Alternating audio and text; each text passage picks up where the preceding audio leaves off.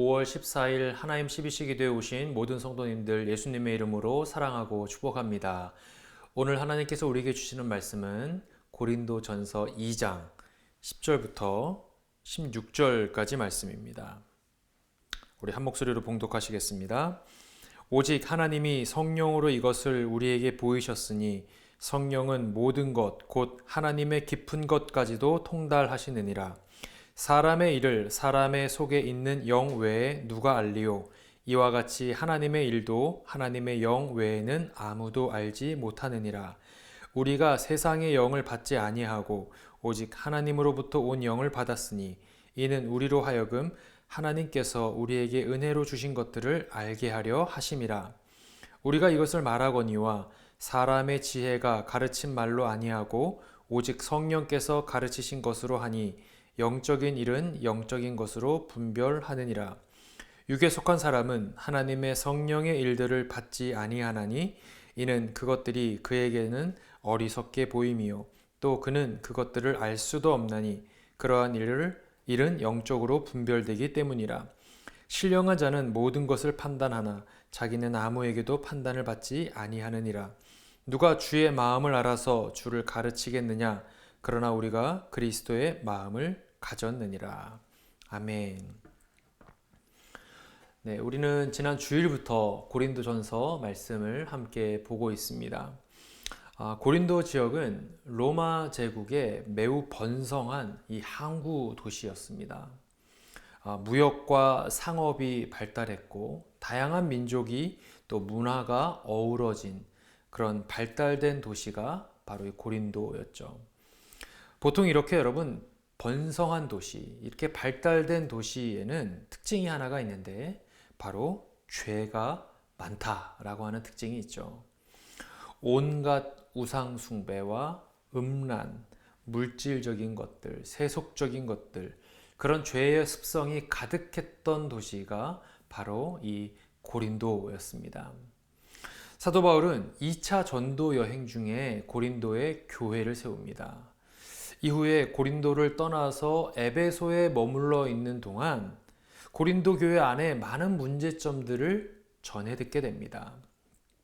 분쟁, 음행, 우상의 제물 문제, 예배, 성찬, 은사, 셀 수도 없는 많은 문제들이 고린도 교회 안에 불거져 나왔던 것을 그가 전해 듣게 되죠.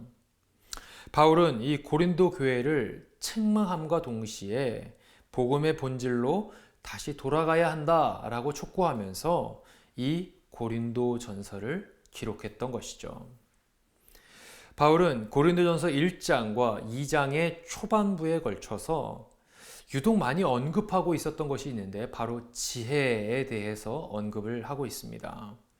세상의 지혜, 또 하나님의 지혜, 이 둘이 어떠한 차이가 있는지, 또 하나님의 지혜라고 하는 것은 과연 무엇을 의미하는지 이런 이야기들을 1장과 2장 초반부까지 이야기를 하고 있는 것이죠. 그러면서 오늘 우리가 보게 되는 고린도전서 2장의 중반부에 보게 되면 그 하나님의 지혜라고 하는 것을 우리가 어떻게 깨닫게 되는지에 대해서 언급을 하고 있는 거예요. 여러분 10절 말씀을 다시 한번 보겠습니다. 시작. 오직 하나님이 성령으로 이것을 우리에게 보이셨으니 성령은 모든 것 곧 하나님의 깊은 것까지도 통달하시느니라. 하나님의 지혜를 우리에게 보이시는데 무엇을 통해 보여주신다고 합니까? 성령을 통해 보여주신다라고 하죠. 그것도 맨 앞에 오직이라고 하는 이 단어를 덧붙이면서 하나님께서 우리에게 말씀해 주시는 통로가 오직 성령이라고 하는 단 하나의 통로를 통해 말씀해 주신다 이야기해 주고 있는 거예요. 여러분 그렇습니다. 여러분 하나님께서는 저와 여러분에게 하나님의 말씀을 주실 때 그 말씀은 반드시 성령이라고 하는 통로를 통해 우리에게 말씀해 주신다라고 하는 사실을 우리는 기억해야 합니다. 예수님께서도 요한복음에 이것을 말씀해 주셨습니다. 요한복음 14장 26절 말씀 함께 읽겠습니다. 시작. 보혜사 곧 아버지께서 내 이름으로 보내실 성령, 그가 너희에게 모든 것을 가르치고 내가 너희에게 말한 모든 것을 어떻게 한다고 합니까? 생각나게 하리라. 예수님께서 하신 말씀이에요. 예수님께서 무엇라 말씀하십니까? 예수님께서 하셨던 그 모든 말씀들을 생각나게 하신다는 거죠. 누가요? 성령께서. 보혜사 성령께서 말씀이 생각나게 하신다. 여러분, 우리가 인생을 살면서 하나님의 말씀이 생각이 날 때가 있습니다. 깨달아질 때가 있죠. 강단에서 정해지는 어떤 설교 말씀을 들을 때도 마찬가지고, 그럴 때는 물론이고, 개인적으로 묵상하는 어떤 큐티의 시간이나 또 개인적으로 읽고 있는 어떤 하나님의 말씀을 통해서나 또는 일상에서의 삶의 모습들을 살아갈 때 문득문득 우리 마음 가운데 말씀이 떠오를 때가 있습니다. 말씀이 생각날 때가 있죠. 그런데 여러분, 그것은 그냥 우연히 생각나고 우연히 떠오르는 그런 말씀이 아니라 성령께서 우리에게 주시는 말씀, 성령께서 떠오르게 하시고 성령께서 생각나게 하시는 말씀이 된다라고 하는 사실을 우리는 기억해야 합니다. 왜 그럴까요? 예수님도 말씀하신 것처럼, 또 사도 바울이 얘기했던 것처럼 하나님의 말씀은 반드시 오직 성령을 통해 우리에게 떠오르게 하시고 생각나게 하시기 때문이죠. 이전에도 들었던 말씀이고 이전에도 내가 익히 알고 있었던 말씀이었지만 어느 날은 그 말씀이 마음 가운데 깊이 새겨질 때가 있지 않습니까? 저는 우리 성도님들이 그런 시간들을 경험하게 될 때, 이것이 성령님께서 지금 나에게 말씀하시는 것이구나. 영적으로 그것을 온전하게 깨닫고 그 말씀을 붙잡고 하루하루 살아가시는 저와 여러분 되시기를 간절히 축원합니다. 이제 고린도전서 기자는 우리에게 말씀을 부어오시는 성령에 대해서 조금 더 깊이 얘기하기 시작하죠. 하나님께서는 우리에게 성령을 주신다라고 하셨는데, 여러분, 하나님께서 그 성령을 주시는 이유와 목적이 무엇인지에 대해서 12절에서 그것을 얘기합니다. 12절 말씀 함께 읽습니다. 시작. 우리가 세상의 영을 받지 아니하고 오직 하나님으로부터 온 영을 받았으니 이는 우리로 하여금 하나님께서 우리에게 은혜로 주신 것들을 알게 하려 하심이라. 성령을 주신 목적이 뭐라고 얘기합니까? 하나님께서 우리에게 은혜로 주신 것을 알게 하려 하심이라. 이 말씀을 세번역 성경으로 보게 되면 이렇게 기록하고 있습니다. 12절 말씀을 세번역 성경으로 보겠습니다. 시작. 우리는 세상의 영을 받은 것이 아니라 하나님에게서 오신 영을 받았습니다. 그것은 하나님께서 우리에게 은혜로 주신 선물들을 우리로 하여금 깨달아 알게 하시려는 것입니다. 더 명확하게 얘기하고 있죠. 우리는 하나님께로부터 온 영, 즉 성령을 받았는데 그 이유가 뭐라고 얘기합니까? 하나님께서 우리에게 은혜로 주신 선물들을 깨달아 알게 하시기 위함이다 라는 거예요. 은혜를 깨닫게 하시기 위함이다. 그리고 그 다음 구절인 13절에는 여기서 한 단계 더 나아갑니다. 단순히 알게 하려 하심이 아니라 그 어느 단계까지 이른다고 이야기할까요? 13절 말씀을 다 같이 읽습니다. 시작. 우리가 이것을 말하거니와 사람의 지혜가 가르친 말로 아니하고 오직 성령께서 가르치신 것으로 하니라고 이야기합니다. 이제는 성령께서 어떻게 하신다고 합니까? 직접적으로 가르쳐 주신다는 거예요. 12절에서는 은혜를 그냥 알게 하려 하심이라고 했는데 13절에는 한 단계 더 나아가 그 은혜를 직접 가르쳐 주신다. 그렇습니다, 여러분. 하나님께서는 고린도 성도들을 향해 성령을 부어주시는데 그것은 그들로 하여금 은혜를 알게 하려 하심. 거기서 더 나아가 그것을 직접 가르쳐 주시기 위해 그들에게 성령을 주셨다라고 하는 것이죠. 여러분, 이것은 매우 중요한 의미가 됩니다. 왜냐하면 고린도 지역의 사람들에게는 이 은혜라고 하는 것에 대해 그들은 매우 무지했던 사람들이기 때문이죠. 그들은 은혜의 의미를 전혀 이해하지 못했을 거예요. 고린도는 마치 은혜라고 하는 개념이 존재하지 않는 것만 같은 도시였기 때문입니다.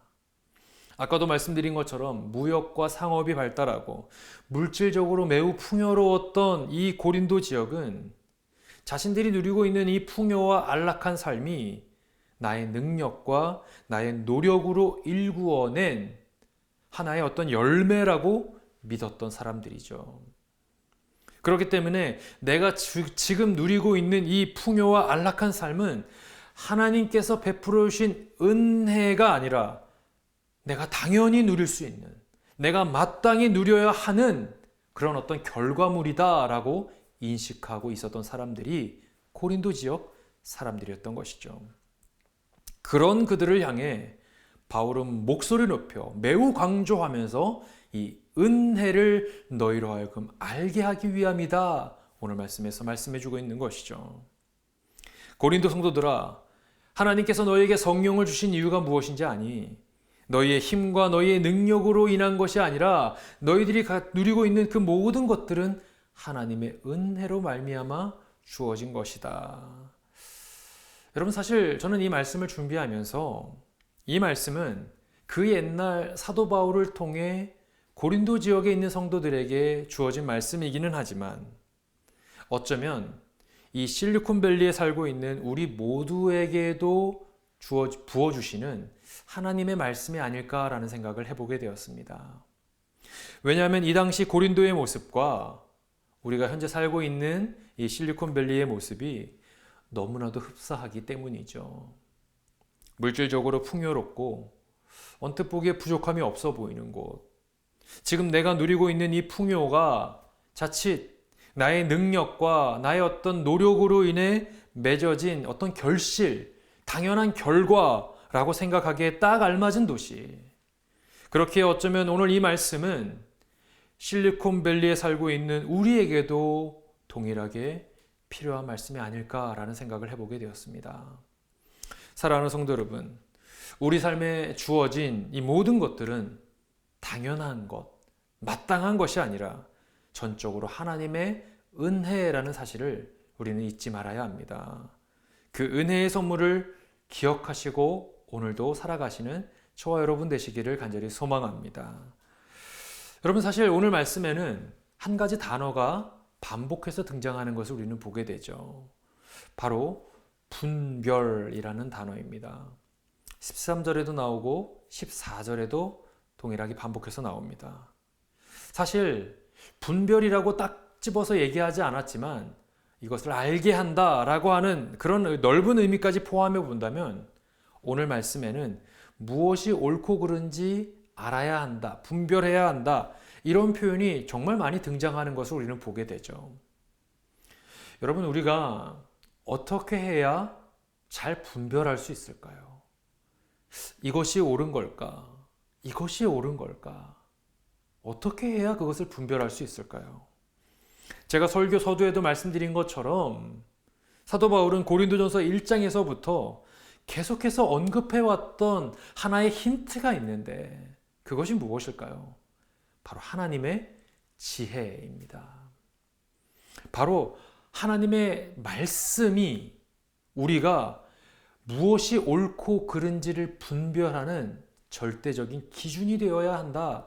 여러분, 사도 바울은 이것을 우리에게 말씀해 주고 있는 것이죠. 고린도 성도들은 하나님의 말씀이 기준이 되지 않았기 때문에 그들은 온전한 분별을 하지 못하고 음행과 음란과 모든 악행들 속에서 허덕이고 살았던 것이었죠. 물질은 풍요했지만 영적으로는 너무나도 빈약하고 궁핍함 속에서 그들은 살아갔던 것이죠. 여러분, 혹 영상으로 함께하고 계신 우리 성도님들 중에 무언가를 선택해야 하는 시점에 계신 분들이 계신다면, 또 무언가를 분별해야 하는 이것이 옳은 것인지, 내가 이 길을 가야 하는 것이 맞는 것인지, 그것을 분별해야 하는 상황 가운데 계신 분들이 혹 이 가운데 계신다면 그 분별의 기준을 나의 느낌, 나의 감정, 어떤 더 윤택한 삶, 상황 이런 것들을 바라보면서 선택하고 결정하는 것이 아니라 오직 하나님의 지혜, 하나님의 말씀에 그 기준점을 두고 하나님의 말씀이 무엇라 말씀하시는지, 하나님의 말씀이 가리키고 있는 방향은 어디를 향하고 있는지 그것을 궁금해하며 한 걸음 한 걸음 믿음의 발걸음 내디딜 수 있는 저와 여러분 되시기를 간절히 축원합니다. 우리 함께 기도하시겠습니다. 우리 오늘 주신 말씀을 기억하시면서 함께 기도합니다. 우리가 말씀이 생각나는 것, 말씀이 떠오르는 것, 그것은 성령께서 우리에게 주시는 말씀이라는 말씀을 나누었습니다.